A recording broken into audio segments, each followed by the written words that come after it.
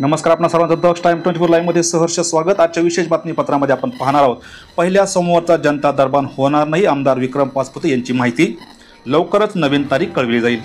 श्रीगोंदा तालुक्याचे लोकप्रिय तरुण आमदार विक्रम पाचपुते यांनी दक्ष टाइम्स 24 ला बोलताना सांगितले की अहिल्यानगर जिल्ह्यातील चोंडी येथे 4 मार्चला राज्याची कॅबिनेट होत असल्याने श्रीगोंदा येथे पहिल्या सोमवारी भरवण्यात येणारा जनता दरबार भरणार नसल्याचं म्हटलं आहे। मात्र पुढील तारीख लवकरच कळवली जाईल असंही सांगितलं आहे।